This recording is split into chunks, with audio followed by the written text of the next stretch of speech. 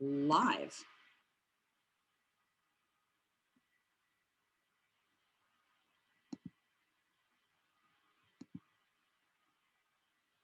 Great. Good morning, everyone, or actually good evening. Sorry, I'm a little sleepy tonight, obviously. Welcome to Special Education Legal Fund's April webinar, in which we will be discussing post-secondary transition. My name is Christine Lai, and I am the Executive Director and co-founder of Special Education Legal Fund. And I'm so pleased to welcome our distinguished panelists and our guests tonight for tonight's discussion.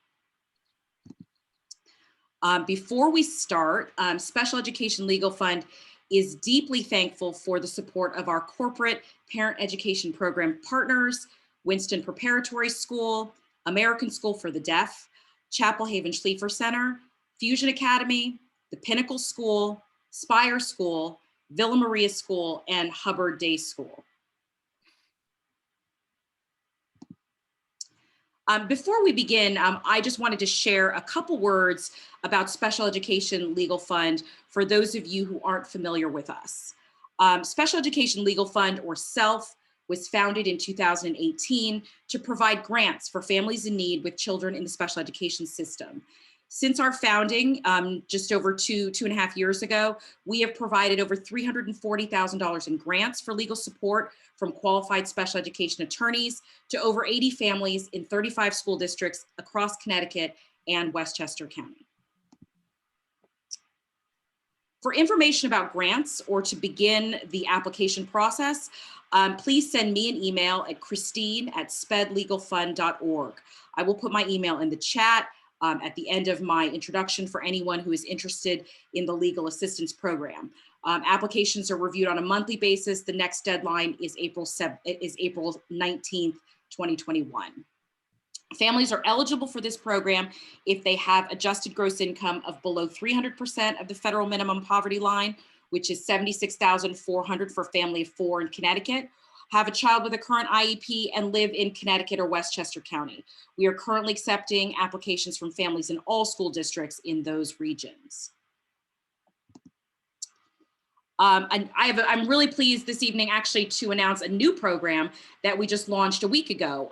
We've launched a program in April of 2021. It's a pilot, the Advocate Support Program, which will provide $1,000 in support for families in need with a student that has an IEP or a 504 plan and lives in Fairfield County, Connecticut.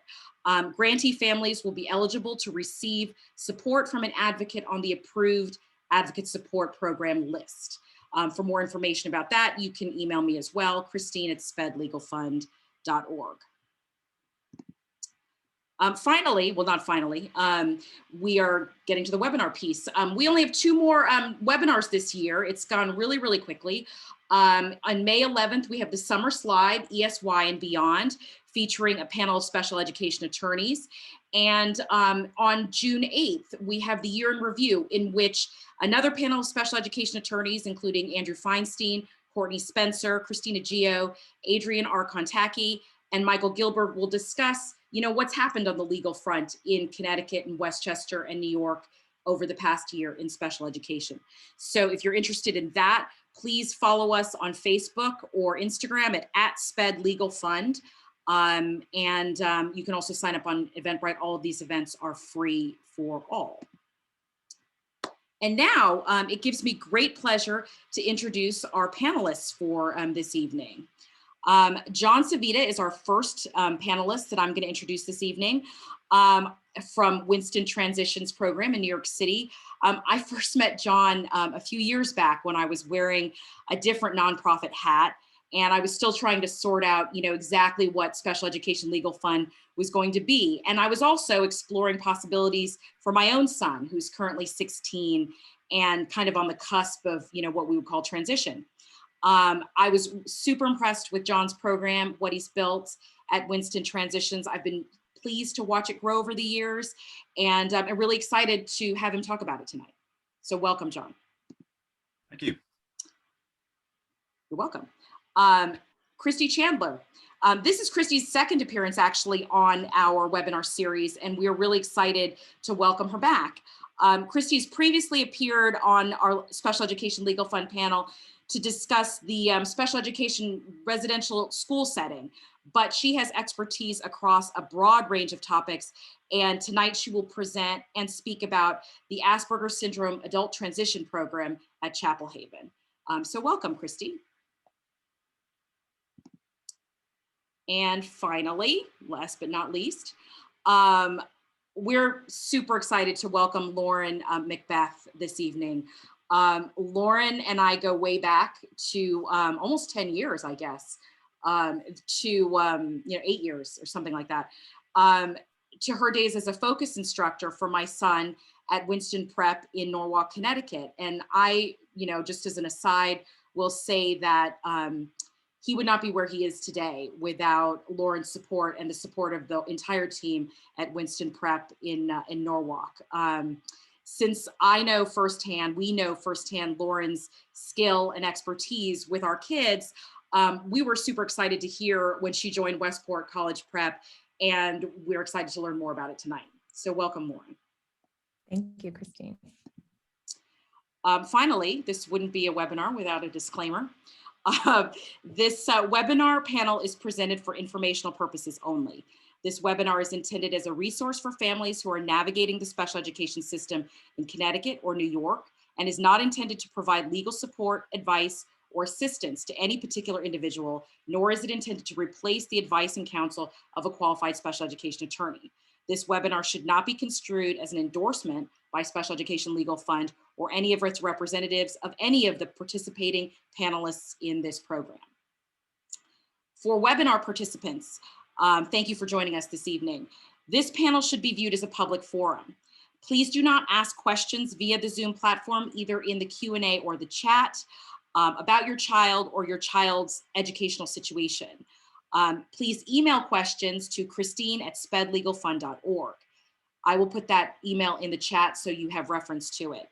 In your question, please refrain from any comments that include identifiable information about your child, including their name, their grade, their school, or their school district. Please remember that your screen name may be visible to the participants in this panel, as well as panelists and Special Education Legal Fund. And finally, this webinar is being recorded and may be distributed or shown at a later date at the discretion of Special Education Legal Fund. So here we are, exploring post-secondary transition. John, you're up first. Just let me know when you want me to turn the slides. Great. Thanks, Christine. Yeah, and I'm super excited to be here tonight. So thank you again. Yeah, we can move off to the first slide. So Winston Transitions is a part of the Winston Preparatory School. We are now, I think we're heading into our 10th year this coming fall of operation. We're, I think, going along with the mission and philosophy of Winston Prep. We are a highly individualized program.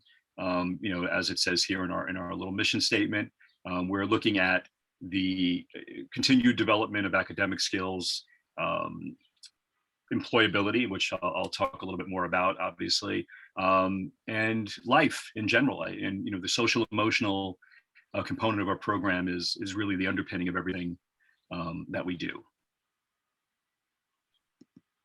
Move to the next one. Yeah. So one of the things that we look really closely at in regards to the growth and development of our students and their future is employability. Many of our students are going to go to college post our program. I think it's about 50% every year, give or take, depending on the size of the graduating class. But at the end of the day, or the end game for everyone, it's employment. So whether our students are going to college or not, they still have to be employable at the end of their college experience. I think a lot of people forget that a college diploma just doesn't necessarily translate to a job immediately. So creating those skills and those opportunities to continue or to develop the skills that don't exist necessarily for many of our students, or cultivate ones that might exist already. So we looked at a lot of different statistics in relationship to the need for employment skill building for any individual with a learning difference. As you can see from the data presented, there is a significant need there. In New York State, I think it's about 85% of individuals with any disability are underemployed, meaning they're not doing jobs that they could or should be doing. So making a shift in that is a really big mission of ours within our program. So who are Winston students? I think this is a little complicated, or who are transition students. We work with a really wide range of learning profiles, typically looking at this neuropsychological paradigm, language processing, nonverbal processing, executive functioning, and the overlap of each one of those domains is clear and present for probably 98% of our students at any given time, 99%. But again, we're looking at students that need greater independence before entering the workforce or their lives in general or higher education. And again, as I said before, the need for social emotional growth and development.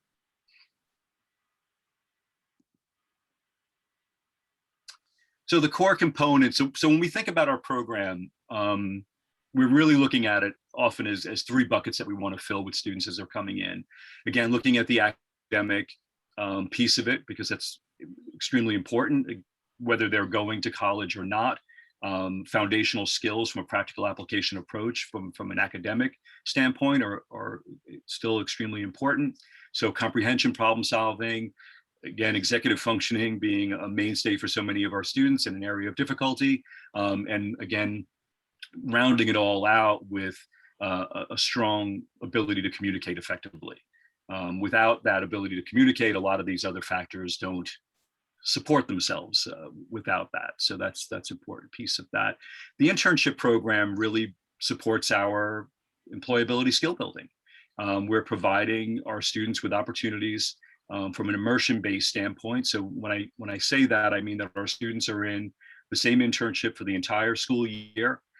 They are doing 10 hours a week, and they're there very independently. And we're really kind of the operating cog in the wheel behind the scenes with heavy communication with our internship providers. And we're also doing a lot of upfront training for lay people that are out there running their businesses on the effective ways to work with our students and provide effective opportunities and again provide them with skills that they need to be successful in the workplace. So initiative and leadership, teamwork, planning, organizing, communication, again, problem solving, critical thinking, self-management, and the willingness to learn, which is extremely important. And then for our focus program, which is our one-to-one programming, and that's throughout all of Winston campuses. In our program, it's slightly different. We're focusing more on goal setting, problem solving, and future planning. And we're doing a lot of coaching within that model as well. There's not a tremendous amount of academic support unless it's a great area of need, but focus always supports the greatest area of need. Within that and throughout the entire program, working in concert, is what we call our qualities of a sustainable and independent learner. And that is something that was created along with the National School Climate Center. It's qualitative and quantitative. We use it as a formalized rating scale. And for us at Transition, since we're not a graded program, we don't place our students in grades. And we don't grade our students numerically or letter grades. We're driven purely by feedback and consistent and clear and direct feedback. And using the qualities of a sustainable and independent learner. So the idea of resiliency, social responsibility, self-advocacy, self-regulation, self-reflection, social communication skills, problem-solving, management, and organization are all essential skills, not only for higher education, for independent life, but extremely important for the world of employment and being a viable candidate for employment.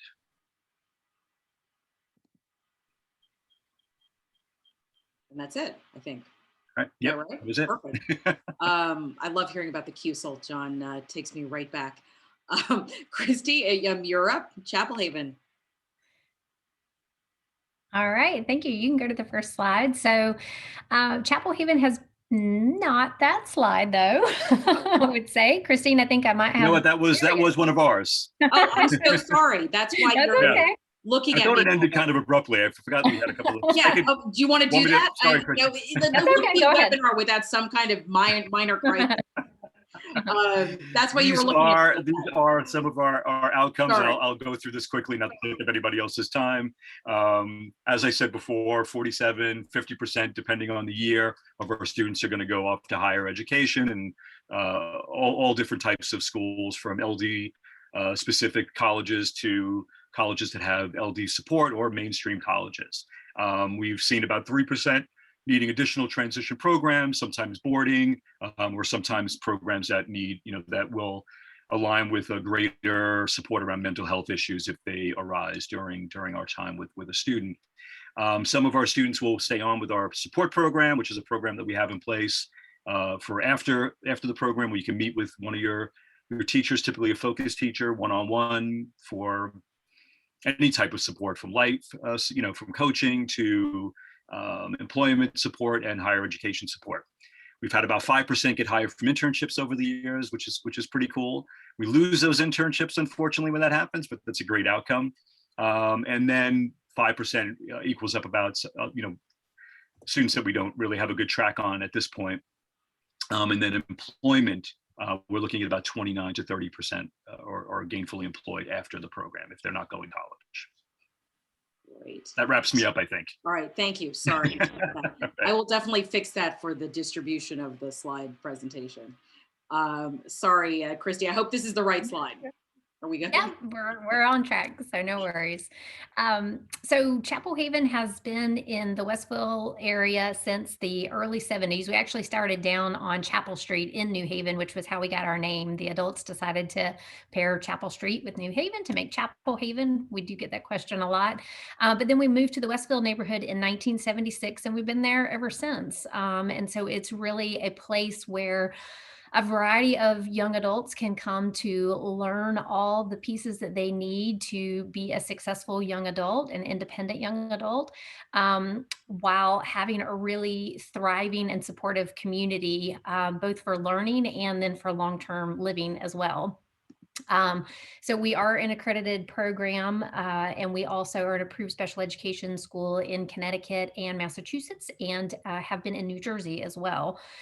So as Christine mentioned earlier, we do have a couple of different transition programs. Our REACH program is one that we talked about previously, but just a brief mention that it serves young adults who have mild intellectual and developmental disabilities. And so a really concrete approach to helping them learn all the nuts and bolts that will help them transition into independent living for the long term. And then tonight we're going to be focusing on our ASAT program, which stands for Asperger's Syndrome Adult Transition Program. And actually, yeah, Christine, you can switch to the next slide there.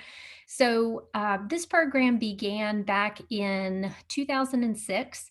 And so really was created out of a response to meet the very specific needs of adults who at that time, Asperger was the diagnosis. And so really what we did was work with experts in the field, the Yale Child Study Center, Michelle Garcia Winter, to help us develop a curriculum that would really address those social communication deficits, in addition to the executive functioning needs, the independent living skills, and the supports that they would need to be successful in the college setting and developing those vocational skills. And so in the beginning, the program was initially kind of modeled after the success that we'd had with the REACH program. It was a 2-year curriculum. It had a curriculum-based assessment, that everybody kind of progressed through. It was very comprehensive, both in terms of the programming and the scheduling, as well as with the tuition. And then as we progressed through the years, what we were finding is that there were some adults who didn't always need that level of intensity for a 2-year period and didn't need that kind of full-time programming. And so back in about 2017, we decided to kind of unbundle the pieces of that program to make it a more flexible and customizable option for adults. So we started having adults that were coming to us, in their 30s, in their early 40s even, maybe having graduated with 2 master's degrees, but not having the pieces they needed to successfully launch into that final step of, true adult independent living. And so that's been really successful. So the program now, and you can switch to the next slide there, Christine, please. The program now, really allows for, just what I said, it allows it to be very flexible and customizable. So, most high school students, 18 years old, coming right out of high school, haven't had a whole lot of independent living experiences. Yeah, they definitely still tend to benefit from, about a 2-year time limit or program time. with full-time programming, Monday through Friday from 9 to 3, having that intensity. But then, as I said before, we have adults who maybe have already graduated from college or are successfully working part-time and are just looking to fill in a couple of pieces. And so there are opportunities for them on our campus as well. The great thing about Chapel Haven too is that it's not just a place where you come and you learn and you live for a short period of time, but it's also a place that offers lifelong supported options for long-term independent living. And so we do have a large percentage of our graduates that even after they've, mastered the skills with us, they're ready to move off campus and live independently out in the community. They continue to have a few hours of weekly supports from us to help them maintain that independence for the long term. And whatever that, ongoing need is for them, whether that's making sure that the bills are paid or that they're maintaining success, in the workplace, it's, a la carte options that are tailored to their needs. And we do believe in lifelong learning. And so we continue to set goals with our graduates and help them to monitor the progress with that as well. So you can kind of see there some of the core curriculum components. I think one of the things that makes us a unique program is that it really is a holistic approach, to everything that you're going to need to be a successful young adult. So as I mentioned before, social communication is a huge piece of what we're working on, those executive functioning skills, self-determination, helping our adults figure out what they want to do and, the steps that they need to be able to get there. And in that piece, I would say that's really kind of the crux for a lot of our young adults is helping them to understand the why this all matters. These are very capable young adults who can learn things pretty quickly, but helping them connect to why I should do these things that maybe I'm not super motivated to do, like how that's going to impact the short-term and long-term goals I have for myself and the relationships that I'm having with people who are going to help me to get those goals accomplished. There is a really active recreation component piece in there. College attendance is not a requirement in the program, but we do have a significant number of students, and this varies from year to year depending on the incoming class that we have. But we do have a significant number of students that are taking college classes, some slowly, 1 or 2 classes at a time. Others, we do have full-time college students in the areas that work with us for some one-to-one support, some coaching, and maybe some social communication support. So that's a nice piece that we can offer to local college students. I talked about the end of the graduation piece. I think that might be my last slide. Yeah. All right. All right. Thank you so much, Christy. Lauren, you're up. Thank you, Christine. I'm Lauren McBeth. I'm the Executive Director of Westport College Prep. You may actually go to the next slide. We are a neurodiverse post-secondary program located in Wilton, Connecticut. We are currently in our 2nd year, so we are the newest program. I'm very grateful to be here tonight. I'm very excited to share that we are launching an online program called WCP Live this coming fall. So we offer both in-person and online programming. Our students are neurodiverse. They are 18 to 22, high school graduates or diploma eligible. Our goal is to build academic, social, and career readiness skills. Some of the classes we offer for our in-person classes, we have English, seminar and wellness, civics, which is a new class for next year, communication, personal finance, intro to sociology. We really want our students to have an exposure to college material, syllabus, lecture notes, while building that communication skills, executive function. We use Google Classroom, so all of our students access assignments online. It is incredibly engaging instruction, whether we are virtual or in person, we follow the same schedule. Our weekly service learning, this is a huge part of our mission and our philosophy. It's woven into everything we do. We want our students every week on Fridays to learn about local organizations while building communication skills, how to email, how to call a program and reach out. It's an ongoing process and it happens every Friday. And it's also a half-day Friday, so that's always very exciting for our students. Our internships, we work with local organizations and programs. This number is growing, but we have about 12 local organizations in Wilton and Norwalk here in Connecticut. Really, ideally, we're teaching our students those college readiness skills. It's a supportive process, so our students are there for the full semester or the full year. It's student-centered, so for example, if they're interested in working with children, they'd be at a preschool location. We want our students to feel successful while also kind of brainstorming and working on those both hard and soft skills, which can be a challenge for many of our students. Dual enrollment with Landmark College. This is very exciting part of our program. Our students can earn up to 6 college credits, and they have 12 online classes. They utilize Canva, so we are the liaison, and our students are accessing the curriculum, but also we're supporting them with, feedback to understanding instructor feedback. Everything is in the moment with Canva, so it's time stamped, and our students are able to review that feedback with our support. I mentioned WCP Live. This is very exciting. We are launching this in fall of 2021. We have a virtual cohort of students, which will include one-to-one academic coaching, weekly cohort meetups, academic classes, and Landmark. And then our social skills and related services. So we have some new exciting programming with the Hangout Spot, which is all included in our tuition. It's a wraparound social service. It's been requested, and we heard our parent feedback, and we find that incredibly valuable. We will also include college and transition services, academic and life skills coaching as add-on services. This is all on our website, westportcollegeprep.org. You may go to the next slide, Christine. So our summer program, I love this picture. Our summer program is from 9 to 1. We start this June 28th, and it goes to July 23rd. So this is daytime instruction. We are currently enrolling rising juniors and seniors, recent high school grads, current college students. This is all about academic and social skill building. We will include reading comprehension.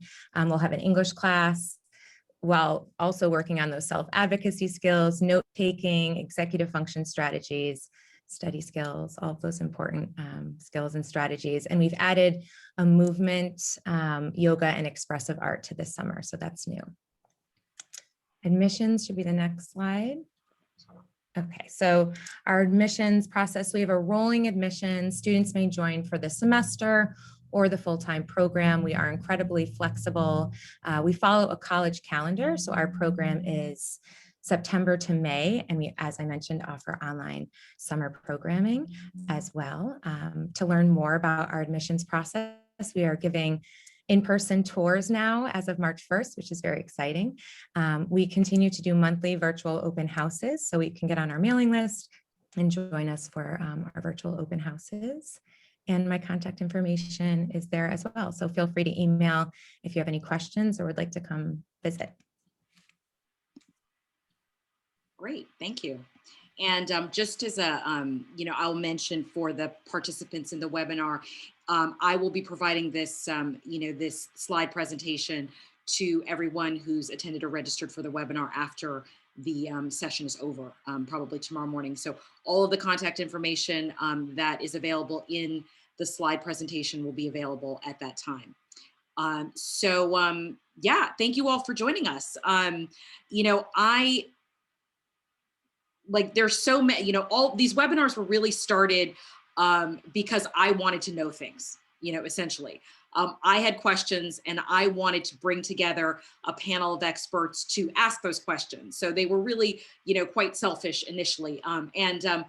There's no other topic that was more personal or more interesting to me than this one, really.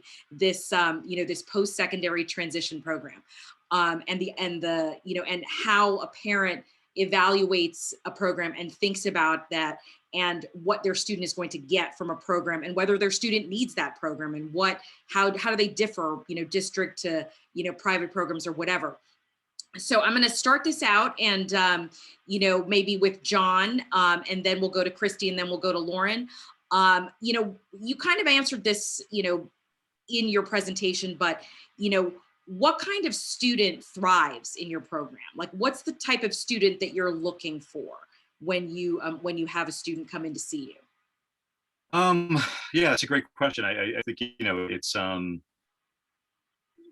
we have a really wide, as I said before, a very wide range of learning profiles. We have students that will fall in the lower cognitive range. And then we have students that are way up in the superior range and everything in between in regards to their level of academic functioning, how they're maneuvering and functioning in their everyday lives as human beings. And then, their what their future prospects look like and what current skills they have from an employment standpoint. But that social emotional piece is really something that we look at very much so when we're going through the admissions process. Obviously we use what's called the continuous feedback process, and I don't know if I'm sure Lauren remembers that. I remember the continuous feedback process. I remember right. well. So, I it all remember really that the starts. feedback wasn't necessarily the same. The students' feedback was often quite different from the Right. parents' feedback. I remember that. Right. I think that's a whole nother conversation and relationship to, or another question probably of, somebody's awareness. Yes. Right. And one of the things that, and to kind of tap on that, to touch on that a little bit, in regards to what we're looking for when we're going through the admissions process, willingness, openness, which doesn't always exist. The buy-in is extremely important, but sometimes we know that that's not going to be there always, and have to, work towards that with the student. So that's not a reason not to take somebody. But, I think looking at it from an individual perspective is really the answer. It's not one type of student. It's not one person who thrives. The people who thrive the most in the program are the ones who deeply connect to what's happening. Mm-hmm. And that doesn't always happen in the same time frame for each student when they come into the program. So everything that we have to do in relationship to responding to the students' needs has to be on a minute-to-minute, moment-to-moment basis, right? And it has to be reflective of the greatest area of need at any given point in time. And it's not always just about academic performance, and it's not always just about social emotional or how they're doing in their internship. It's often, just something that arises in any given moment that if that's not managed and worked on, then the other things aren't going to connect. And they're not going to come to fruition the way they need to so that they're successful in their life. So that's really how we kind of look at it. It's probably a really long answer to your question. That's all right. But I think it's that was It's the thorough. best answer I can give you. Christy, how about you? What are your thoughts on the type of student that thrives in your program and what you're looking for? Yeah, so even though our name is Asperger Syndrome Adult Transition Program, you don't have to have an Asperger or even an autism diagnosis. So we do serve, related social communication disorders, students with nonverbal learning disabilities. I think the students that really connect with our programming are the ones who just need some help, like breaking down those implicit expectations that we're expected to learn along and along by watching our peers and by interacting with our coworkers and getting feedback from our family. That's really hard for our adults, and so they really benefit from having that made more explicit, so that they know what that hidden etiquette is, across all those different settings.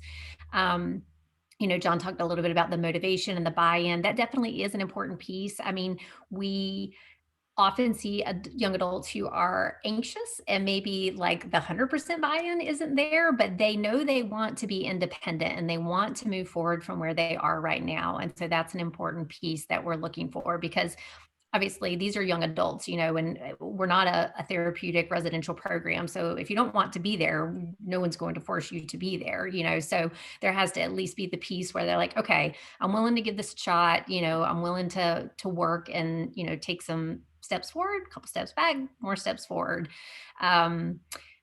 I think in terms of this goes along with the anxiety piece too, often seeing young adults who have comorbid diagnoses, just making sure that it's the learning differences and the autism and the social communication deficits and those things that's leading the cart, rather than it being a primary mental health need, because that's a little less where our expertise is. So, but yeah, young adults that, as I mentioned before, the great thing about the program is it is flexible in the programming and meeting the needs of adults at different stages on their journey to independence. So whether you're, somebody right out of high school, or whether you've graduated from college, or maybe you're even working and just still hitting a couple of roadblocks, there's definitely options for you. Great. Lauren? I would also second the motivation and the buy-in. When our students come in to interview, you can tell really quickly if they're excited to be here. Parents will make the call, and we'll speak to parents, and they're thrilled. And then, some students are like, this isn't for me. And I appreciate those conversations. I think that, there does need to be that buy-in. They do have to be intrinsically motivated to work on these skills and have hard conversations, accept feedback. But ideally our students are working towards that independence. Some may have a goal to transition to a residential program, and they really want to have a dorm and have a roommate, and we want to get them there. But we also want to have tough conversations with our students and speak specifically to what goals they need to target first.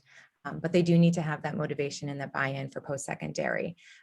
For Westport College Prep, our students are either coming to us right out of high school, or we've had some students come and visit and apply who have completed, a semester at a local college, and they're living at home for a year, and they need to build, college readiness skills. So we have both, but I think, the motivation is huge.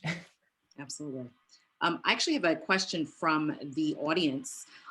For each of you, each of the panelists, are there specific experiences or types of programs that you feel have been especially helpful for the transition students that you've seen enter your programs prior to entering your program? Basically, the question is, what do you wish all of your students had done or experienced prior to beginning your program? John, you want to go? I get to go first. I'll mix it up. Time. You know what? I promise I'll mix it up. I won't it's really cool. That's another that's a great question. I'm in all transparency, even students coming from our own programming, and we've had students come from several of our campuses. I think the nature of what we're doing is completely different than what they were experiencing in high school. Even for our students that are technically still in high school, like still might be seniors with us. I think it's not so much about like their overall readiness or preparation for the program. It's kind of what we have to get in there and start doing with them once we get them. And a lot of times, and this is nothing against, there's wonderful, wonderful programs out there, but I think again, we're looking at this new chapter in somebody's life. And most of that, the beginning of that story, was not even touched upon in their previous years, because the focus was very different. It was more academic driven. It was getting to graduation. It was, is college the next step, but not really thinking about the larger picture. And again, not to anybody's fault, just so that that's kind of the framework of education. When I think about students coming from all different types of programs, and we have kids coming out of public schools coming to our program, all different types of private schools throughout the city and in the tri-state area, we see often that we have to kind of start from scratch in a lot of cases, which isn't a bad thing. It's just that we're looking at this new, like I said before, chapter or story that needs to be written, and the pages aren't necessarily there. I know that was very metaphorical. No, it's I mean, a lot of this is very is going to be very individual for the for the particular student, and and it's interesting that you all, and we can kind of go into this later, but it's interesting that like sometimes your students will graduate to another type of transition program, right, or be in, and what I like about all your programs is that there's that element of flexibility where there's the scaffolding that you can sort of peel away as it's as it becomes necessary and proper. So I mean, I think that's that's tremendous. Lauren, do you want to? I think I just one other thought on that. Sorry, Lauren, I didn't mean to cut you off, but just I think maybe the integration of some practicality in academics prior to could be. I mean, that's something I think about often for high school students, getting more of those life-oriented types of coursework, financial literacy, things like that, that could really benefit them in the long term, especially for anybody with a learning difference, and might not ever be able to get through algebra in their life, but having that foundation, having that. But might need to learn how to balance a checkbook. But most definitely will have to learn how to balance an online bank account and manage their money, and even dabble in the stock market and understand what they're doing when they face their taxes. So for sure. And I mean, there's so many layers to it. So, Lauren, you want to go next? I think I would just add to that. Sure. Yeah. I think to just add to that, having conversations with your children early, before their junior year, having conversations about transition and about potential programs that they may be interested in. We've had students reach out to us that are, juniors, and they're like, we're interested in your program. And that's very exciting, number one, but two, that they're open to a gap year or a transition program versus a traditional college program. And so kind of starting to think about what programs might be a good fit, or visiting those programs and having those conversations, with your dean at school or guidance counselor, and just as a family, because I think that's, we talk about the motivation, we talk about the buy-in for a post-secondary program. Their peers may be going off to another program, and just knowing that your path is different, and having those honest conversations. Absolutely. Christy? What do you wish to do before they got to you? Yeah. So thinking about especially our residential program, like we love it whenever young adults or, teens have had the opportunity to have some away from home experiences. So whether that's, summer camp or, other kinds of opportunities, that's really fantastic, because then they're in a setting where they're having to take feedback from somebody else. They're starting to take on a little bit more responsibility. We also really are appreciative, and it goes definitely to the readiness level when families have started transferring more responsibilities to their students at home, not waking them up in the morning, but teaching them to get up with an alarm clock, and not pouring their cereal for them, but letting them do that on their own. And, sometimes these things just happen because you're moms and dads and you love your kids and you're, doing sweet things for them. It's just easier. It's just easier to do it. Or to make them do it. And less messy. Starting to think, and then starting to think about, though, okay, wait, like if I keep doing this, what is that going to do for their ability? Because we don't want it to feel like they're jumping off of a cliff, right? We want it to feel like it's like a smooth, gradual sort of transition. And so looking at ways to start building in some of those daily responsibilities and expectations while they're still in the comfort of home is really positive and powerful. Perfect. I wanted to ask you guys, specific to your program, do you have a specific skill that you're thinking about with your program that students acquire during their time with you? I remember, when I went to visit Winston Transitions, and I actually sat in on a class where I didn't sit in, but I was standing at the door, a class where they were learning how to make appointments. It was a doctor's appointment class or whatever. And I thought that was great. I thought that was tremendous. I know plenty of kids that are in their 20s that don't make their doctor's appointments, neurotypical kids. So what is something in your program specifically that, like a specific special thing that, you focus on in your program that the students take away that maybe they don't learn, that's unique to you, that they don't learn anywhere else? John, I promise this is the last time you're going to go first. That's fair. You used me as the example. I did. I used you to the example. So yeah, I mean, that's certainly one, making doctor's appointments, something that we've been doing recently in the, especially when we went to, we had to go to distance learning and kind of revamp all of our employability, skill building, and all of that. One of the things that we've been doing is email writing and responding. So it's not even so much about writing an email. Right. It's also about how do you respond to a continuous thread of email conversation. should you respond to the same email if they haven't responded to Right. you yet? Well, sure, right. Yeah. And the appropriateness of how you're addressing the person, Right. all of that. I mean, we go into significant interview prepping where we bring a lot of different individuals from all industries Mhm. to come into our space. We're actually planning a virtual one. We did a virtual one back in March of last year. It was incredible. We had a larger turnout virtually than we did in person, which always, right. Yeah. Mhm. And that was incredible. We're going to be doing another one coming up in May. We typically do it 2 times a year. This year was a little different, obviously. But that's a great scale. I think overall communication, right? I talked about communication in the presentation. The ability to communicate opens up so many doors. It allows for greater advocacy. It allows for greater self-reflection and networking and connecting with people. Yeah. And again, it really opens up that avenue for feedback, and how to appropriately respond to it.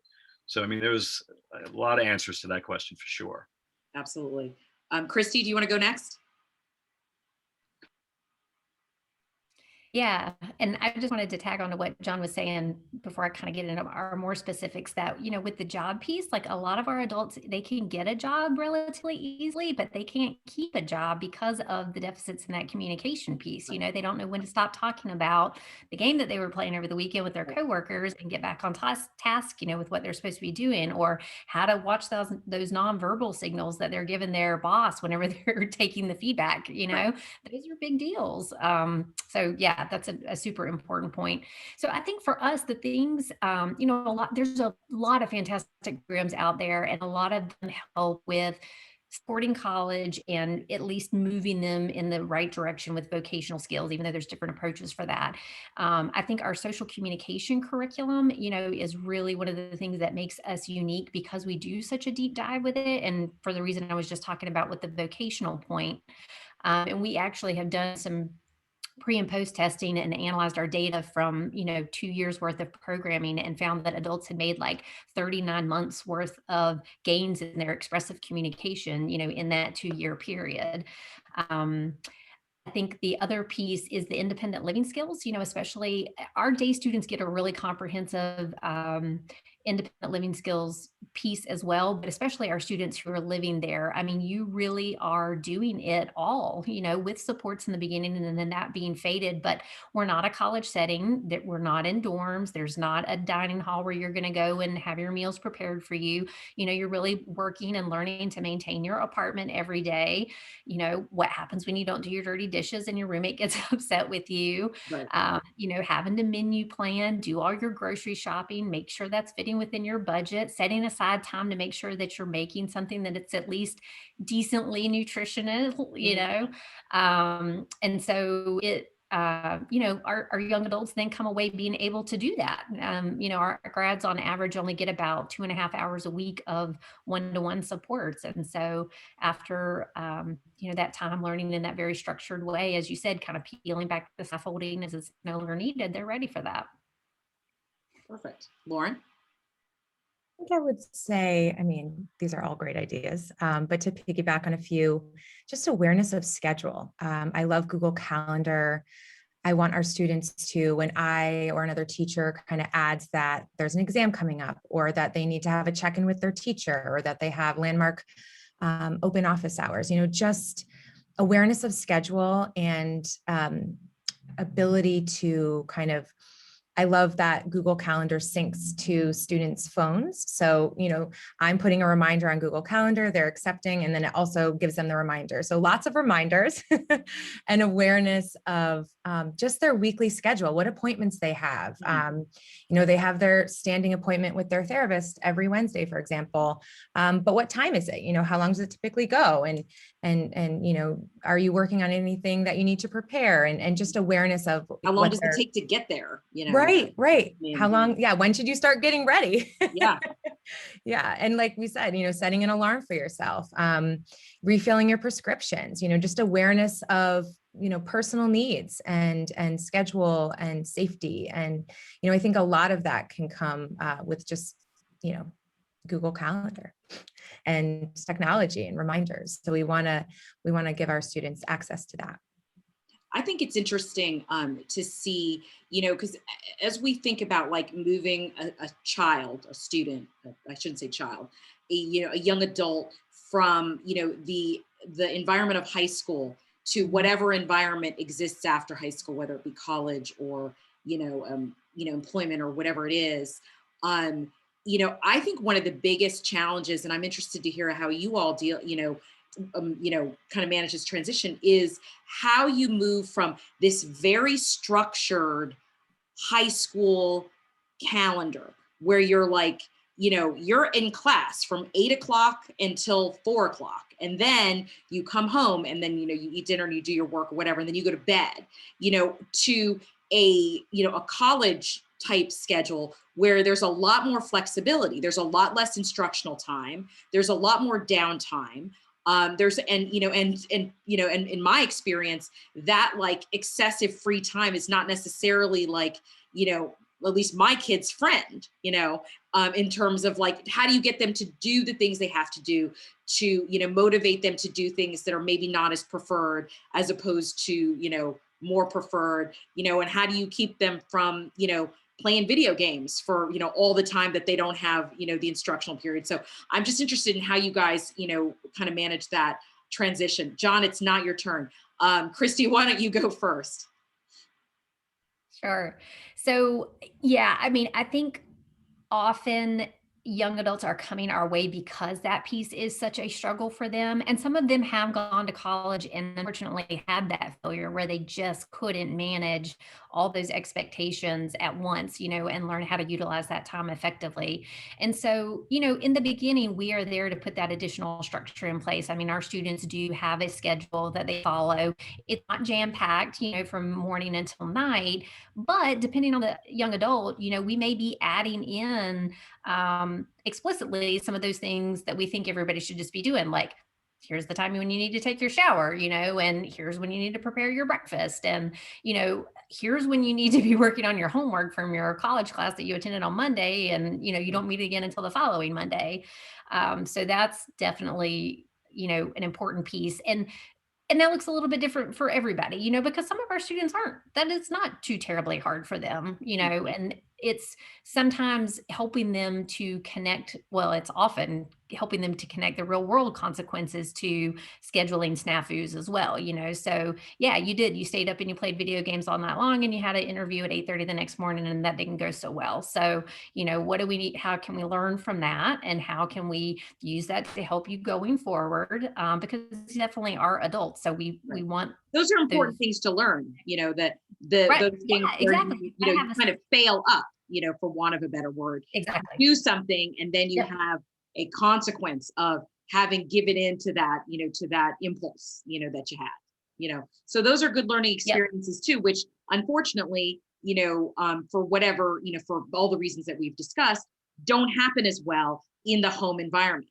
Right. So, that's, I mean, we can segue into that discussion next after we kind of, that's sort of like the residential versus the day program piece and how like a parent should evaluate that. But, don't let me cut you off. Sorry. No, that's okay. Yeah. I mean, you put a good point on kind of where I was going there. And I was just going to say, I think that speaks to the self-determination piece of things too. So, yeah. Perfect. Lauren, you want to go next? Sure. I would say starting to peel back the layers, like allowing our students to have that structure when they first come. And obviously we want our students to have structure, but kind of we'll have weekly communications with families, but then maybe for, year two, our students may be with us, 2-3 years. Year two is going to look very different, than year one. And so we want to have those reflective conversations with our students and with our families. And, for example, a landmark class, your assignments due on Friday, but we want part of your schedule and part of your calendar, to include those nightly readings and clicking turn in and submit.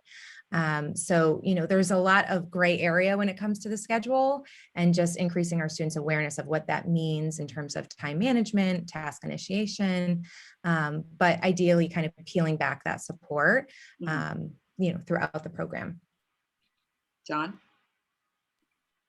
Yeah, I think, to Christy's point, our students are with us because they're not ready for that environment yet, right? Right. So, and thinking about that from a growth mindset type of perspective, right? Yet is the optimal word. Doesn't mean they're not going to be ready at some point. They're just not there yet. So the way that we've designed the program is to be very structured and supportive, but with this idea that we're going to be pulling away that as often and ultimately very much so as we're going through the program. So, with thinking about the program in more typical times, obviously too, students are in one day for academic and social emotional growth and development, then they're out for a full day at their internship, then they're back in again for the same coursework and working on all the skills, and then they're back out again at their internship, and then they're back in again. So there's that kind of very fluid in-out model to begin with. And we've been running that model very successfully from day one, really.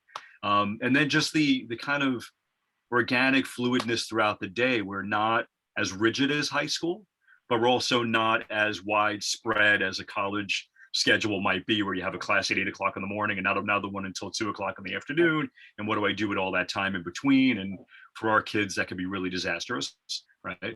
Fall into a giant hole of video games and whatever else might be going on, and not remember where they need to be. So for us, we also have, I didn't mention it in my presentation, but we have a long-standing relationship with Landmark, the same dual enrollment program. And our students do that work independently outside of our program. But we have a support person on staff on our team who works with the students. So that is an example where a student might not be in their literacy class because they're meeting with Raul to work on executive functioning skills around their Landmark coursework. Or our focus program, which is very different than Winston proper, is not on the schedule. It's not a 45-minute block every day. Our students meet typically 2 days a week with their focus instructor, sometimes 3, sometimes more, depending on what's going on. So there's a lot of fluidness to that. And they're also learning to schedule with their focus teacher, as if they were making an appointment with their with the provider, right? So with their support person. And again, we don't do that immediately because it would be disastrous if our kids aren't ready for it. So we gradually build them up to that. And I use failing up all the time. The natural consequences of life are real. Yeah. You don't show up someplace, you lose an opportunity. For sure. You don't show up to a job, somebody's waiting online for that job. If you miss a coursework at college, you're going to fail that class, and no professor is going to come looking for you to go, Johnny, why didn't you do your work? Right? That's an interesting thing. Like they never, it's like in college, no one is checking in on you to make sure that you go to class. They don't care if you go to class. Yeah. Like that's on no. So that's definitely an interesting thing. Yeah, exactly. Right. And I think the other point, the other lens that we look through, and I'm a parent myself I have twin boys that are 18. One needs support. The other one is neurotypical. And so I have one son with learning differences. And I also have a younger daughter who has some learning challenges as well. So 2 out of my 3 kids have some learning differences. So understand it so well as a parent, especially now as a parent of that age frame of where they're emerging into adulthood, and the challenges that exist in that.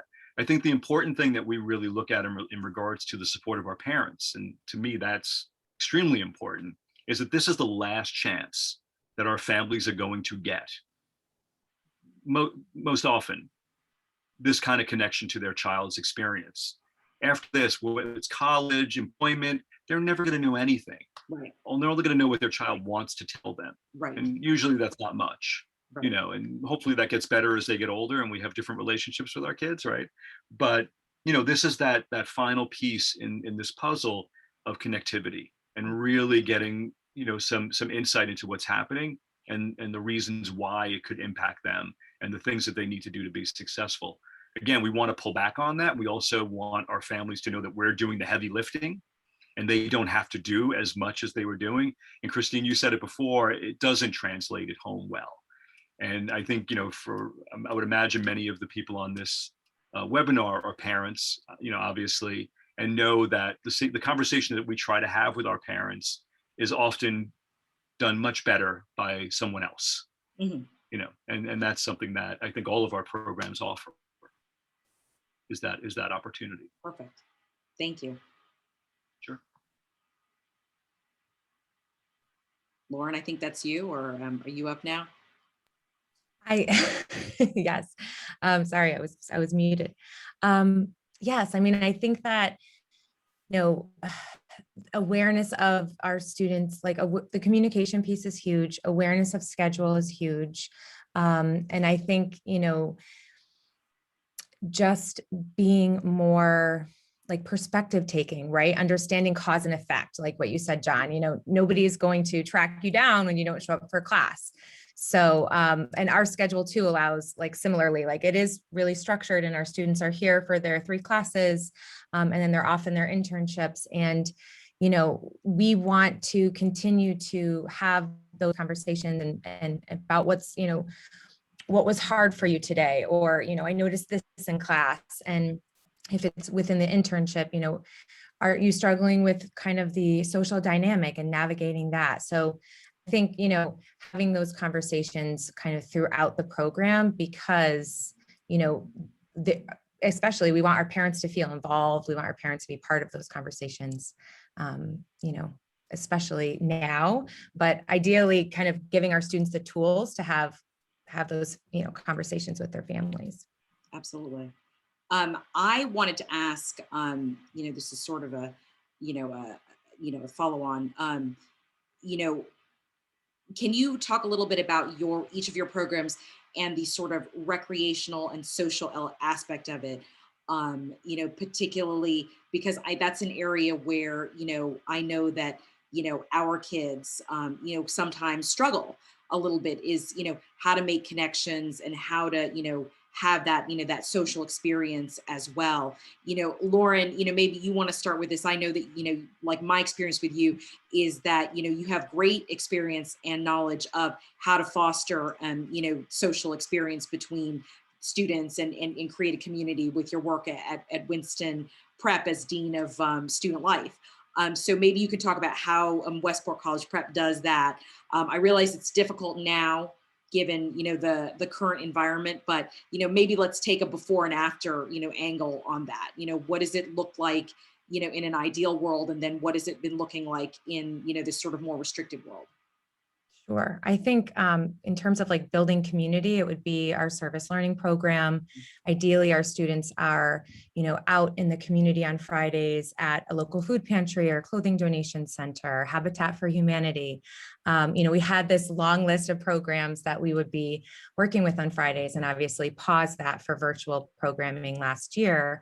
Now on Fridays, we are together on campus, researching local programs, giving back to the community. We've done Toys for Tots.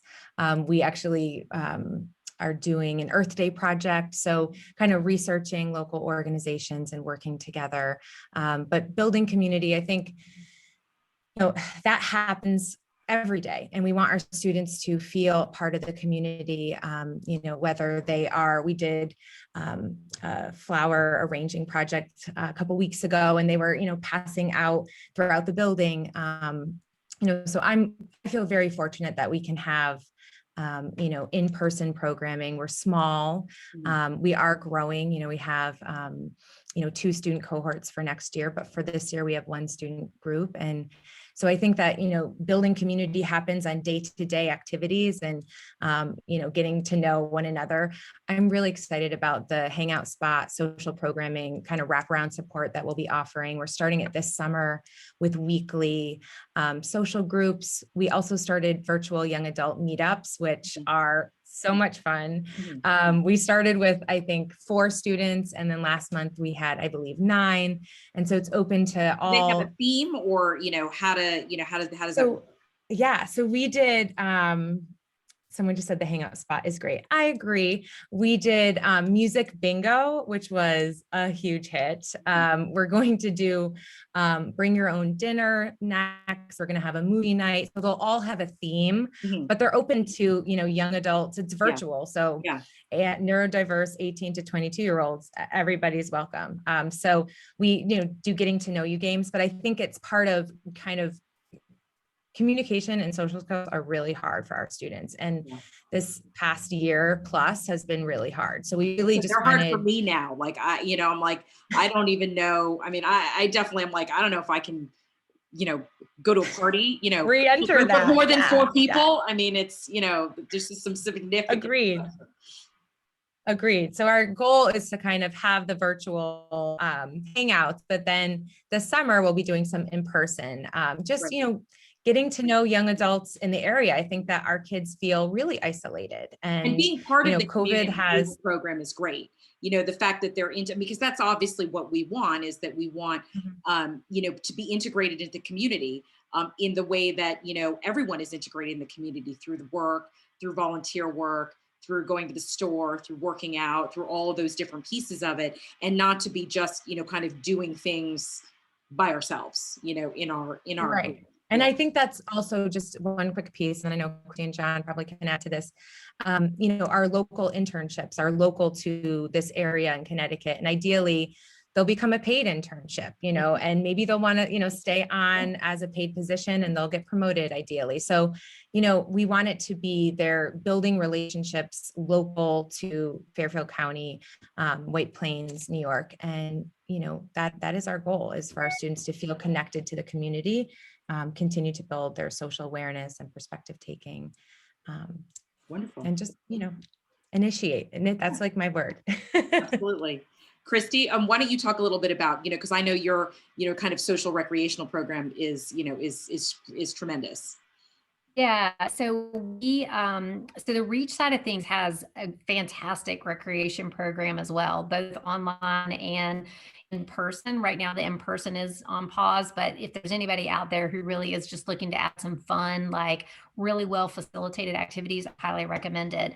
But the ASAT program, we're fortunate that our residential students have been able to continue doing in-person social activities. It has made it not be as much out in the community as it typically would be, but they have a class that they go to each week where the whole goal is to plan the social outings that are going to happen during the weekend. And so the students are the ones that come up with the ideas that are based on the interest in the group. And then the staff are just there to assist them with like planning out the logistics, what bus you're going to take, how much money, timing, all that kind of fun stuff. Great. And really a buy-in on like what's happening, this is the activity that we want to do, and we're going to plan it. And then, as we were saying before, with the whole failing up thing, it's like, if it doesn't work out, because for whatever reason, why was that? What did we do? Did we not leave enough time? Did we not have enough money? Did we all those pieces of it? Yeah, absolutely. And staff do attend 2 of those activities per weekend just to be there to help with that facilitation piece of things. But then the other ones, the students do independently. And also a lot of our classes that we offer too around leisure time are to get at this piece too. We try to offer like a really wide range of things, everything from chess clubs and book clubs to virtual games. Right now, our speech language pathologist is doing a take a break night. So it's like a later in the class day where they're playing games with each other. And so that's all happening, virtually right now. So that's been a really nice piece to keep that going. And our classes are small too. So, I mean, the intent behind everything we do is to facilitate those social connections and social interactions. But I think sometimes our adults really benefit from at least some exposure to some different things. You come in with some usually pretty staunch opinions about what you like to do, but sometimes, whenever you do get exposed to some new things, you learn, hey, like there is something else. We've also helped students connect with campus clubs at colleges where they're taking classes. And then even out in the community, I mean, New is so fantastic with all the different cultural resources that they have available. There's a comic store downtown that has like a meetup group that's been super popular. We've helped students hook up with hiking groups. And so yeah, that's definitely a robust piece because we want students to feel comfortable. There's that initiating word again, initiating and making and maintaining those plans when we're not there, when you're not living on our campus and there's a staff person to give you a nudge, you feel comfortable doing that. And I will say our grads, they're welcome to come back and join the activities that we host on the weekend. But by the time they graduate and move off campus, most of them really do have a nice little cluster of friends that they feel comfortable doing things with, and they do continue to do that. Yeah. So that's fantastic. John? I would love to hear your thoughts on this. I know, I feel like, I could be wrong, I feel like you are drawing, because of where you are in the city and the nature of your program, I feel like you are drawing students from maybe the widest, geographic area. So I'm interested to hear how you create community and facilitate that social piece among your students, as well as, your internship program has been, is phenomenal, and it's been really successful with, some of your students, getting placed, and, how do all those pieces work together? Yeah, I mean, I'm gonna echo some similarities to what Lauren and Christy were saying. I think, to touch on Lauren's point, the internships, when we're thinking about adulthood, right? Where do we spend the large majority of our time as adults, right? We spend it in the workplace. Yeah. And it's really going to be the longest, hopefully, ideally, right? It's the longest period of our lives also. Adolescence is really, when you think about it, kind of a blip on the radar, right? And then the rest of that time is spent being adults and learning how to build relationships in the workplace. Mhm. And, I think now more than ever, knowing how to build appropriate relationships in the workplace and know boundaries and know all of that are things that we're doing a deep dive on right now, from HR policies to everything, to help students think about that. But also build friendships and building healthy work relationships is extremely important. We do enrichment programs for after hours and things like that. That's not our mainstay of socialization, though. I think it's more along the lines of helping our students find that urgency in their lives around what do they want from a relationship, and are they going to wait for that to come knocking on their door, or are they going to take action now, right? And within the focus program plays a really large role in that for us. Again, with helping students build relationships, initiate, great word, right? It's so important. Right, do it, you have to do it. I'm not doing this for you. Mom and dad can't do it for you. If you want to hang out with somebody, whether it's just as friends, even romantically, whatever it might be, how are you going to go about that? And start breaking down the process with them, so it's really coming from them, right? And they start to share and reflect on the things that they want in their lives. And it goes back to even what we were talking about before. It's about positioning our students in a leadership role of their life, and who they are when they show up in our community is paramount to their success, right? We live in all these different communities in our lives, and it's either work, our neighborhoods, our little cluster of friends, wherever we, school, whatever it might be, and who they are in each one of those places is going to be different oftentimes, but helping them connect to that and make sense of these different roles that they play in their lives. That's all part of socialization. It's really, people are complex.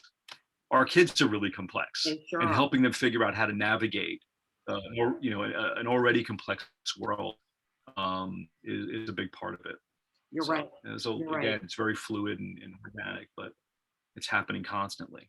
It's true. And, you're right about, the focus, and, and all of you, I think, are helping prepare your students for, this long period of, like, adolescence is a blip, it is like a very short period of time. I mean, I'd say to my kids all the time, like, you couldn't pay me to do those years again, like they were like, I mean, I'm not going to say horrific, but you couldn't pay me to do those years again. The years after that are so much better. And, in terms of, like, just laying out the preparation and 30s, 40s and beyond, Christine. It's exactly. 40s are the new 30s, and 50s soon are going to be the new 30s or whatever. No, that's super. And that's a great perspective to have.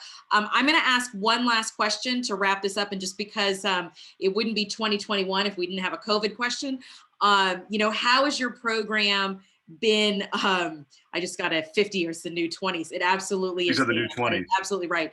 How has your program been affected by COVID? And when do you anticipate, moving back to kind of, more normal, more typical programming? Christy, why don't you start us off? Sure. Yeah. So our residential programming has continued in person. So the biggest impact on it has been not being able to access the community as much as they typically do, just to keep the whole residential population there safe. Yeah. We have continued to have day students as well, but they haven't been coming on campus. So for them, it has been virtual. And then there have been some one-on-one staff meetups in their home community to help them continue to work on things in that capacity, and it not just be virtual. We are anticipating that this summer and into the fall, we'll be able to have day students returning in Great. person. Yeah. Is the goal. Yeah. So we have had our full curriculum online throughout COVID, and that's really been a fantastic thing in that it's helped a lot of people who might not have otherwise accessed our programming have been able to take part, some a la carte, some closer to full time. And I do anticipate we probably will continue to have some type of virtual offering to continue to meet the needs of that particular crowd. I think that's everything. Yeah. I mean, Um, COVID, I like I have a little bit of COVID brains. It could be yeah, leading no, to something totally. else, I mean, but- COVID is, like I said, we wouldn't be doing this, remotely, without it, the opportunities of this type of, of this type of gathering, and access, obviously, didn't exist, before, 18 months ago. So, definitely there's a little bit of silver lining, mostly not, but, but a little bit of silver lining. I mean, Lauren and I were at a panel discussion, I think a week before the shutdown in Stanford. Yeah, exactly. Yeah. But Crazy. Before that, you had to get a location, and then you have to get the panelists there, and you had to come from the city, and it took all this, whatever. And then, half the time the parents don't show up because it's too far and it's a Wednesday night. So, there's definitely, opportunity, like you said, with that piece of it, even if you're not accessing it all the time, or you're only doing it on a piecemeal basis. Mhm. Lauren, why don't you talk a little bit about what's changed for your program since COVID, and when you think it'll go back to, to normal, quote unquote? Great question. So I feel really fortunate that we've been in person since the fall. We are a small program, so that certainly helps. But we've been following the safety protocols. And I think it's when we are virtual and when we have been virtual, it's nice to have the conversations about, you didn't have your camera on, and, you didn't answer my question, or, having, because I think, we're rethinking online learning and the importance of engagement. And that's actually what really allowed us to kind of brainstorm on WCP Live and this whole online program, because we started getting inquiries. We had a family reach out to us in Colorado, and they were like, we'd love to come. And we're like, we're a day program, so then we started brainstorming even further, and it's like, well, why not help more students? So we've been really fortunate to launch this online program. And I think, I personally feel hopeful. I don't know how everyone else feels, but I'm feeling really hopeful in terms of our internships and in-person events. Yes, more folks do log in for our open houses online than they came to 2 years ago. But I also, so there's pros and cons, but I'm also looking forward to the normalcy and the importance of just being together. Yeah, absolutely. Yeah. John? Yeah, I mean, the pivot last year was intense, as it was for everyone. And we were really fortunate. I mean, Winston, I think on the whole, did an incredible job preparing for the fall and throwing a tremendous amount of resources at every one of our campuses. So we're really set up for a really nice blended learning environment that so much of it will continue in various forms, and we're also in the process of launching an online version of the program too. I think we're going to be hearing that a lot from different programs, because there is a huge need across the country. And I think we learned a lot about what we can do. Like Lauren said, I think we're learning how to do this technological piece really well.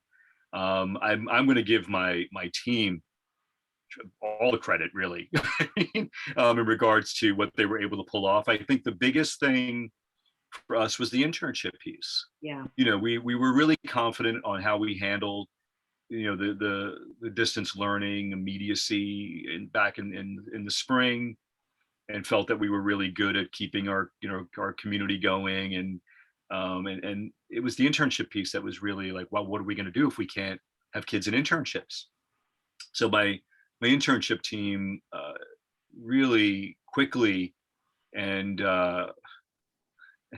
incredibly well put together this wonderful band of relationships with new and existing internships, where all of our kids are in internships virtually, working with some wonderful organizations, not-for-profits, all different types of industries, and they're working, and they're learning how to work like this. So the other thing that we have to think about through this process is, what will be normal when we get back. Right. That's the other piece of it. We're seeing a lot more people comfortable working online. Are bricks and mortar going to be as prevalent as they were prior to? Right now, it's not. What's the trend going to be? We don't know yet. Yeah. People might want to get back into the offices, and a lot of people realize we can do this way and probably save a whole lot of money. Yeah. From for these businesses. So again, whether it's fortunate or just by the sheer will of my team to make this happen, I feel fortunate that I had them working for our program and made it happen. And then building an incredible, in the spring and over the summer, really putting together a phenomenal employability skill building program that they're delivering online and beautifully. And they're meeting with the students twice, 4 days a week for them, but students are meeting with the internship team twice a week for full days. And they're doing all these workshops throughout the entire day of our program, which is 9 to 3:30. So they're really in there with these kids one-on-one and in groups and doing all sorts of work with them in relationship to that. I mean, so optimism is how I'm looking at it. I'm optimistic for the fall. We do pool testing weekly on campus for COVID. We've been, knock on wood, we've been extremely fortunate to date. We had about a quarter of our students in live, and we're starting to see more and more now that our team is, I think, probably 99% fully vaccinated at this point. Yeah. And our students are starting to get vaccinated. I mean, even prior to now lowering the age, my own sons are signed up for next week. But I think as we start to see more students getting vaccinated, and I think just starting to get a little bit more comfortable with the idea that COVID's not going away necessarily, and we have to try to figure out how we're going to live with this as part of the new normal. Absolutely. And I'm going through this myself on, what do we do? How do we start getting back out into the world and doing things, and without taking too many risks, but also living our lives. And that's the hope for the fall, is that we're going to open up. That's the plan. And if kids still need to be blended, they can. Maybe, as Christy said, anxiety is prevalent, and that is, at the heart of some of the reasons why kids aren't coming in, because they don't want to get on the subway, or they don't want to take the Metro North in, or, whatever else it might be, so optimistic. Absolutely. Wonderful. That first party is going to be a weird one, I'll tell you, Yeah. that we all go to. Thank you guys so much for joining this evening, and for taking the time to share your wonderful programs with us.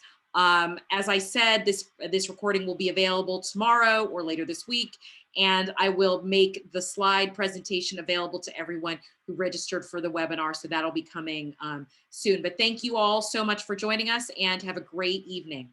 Be well. Thank you, everybody. Thank you. Thanks.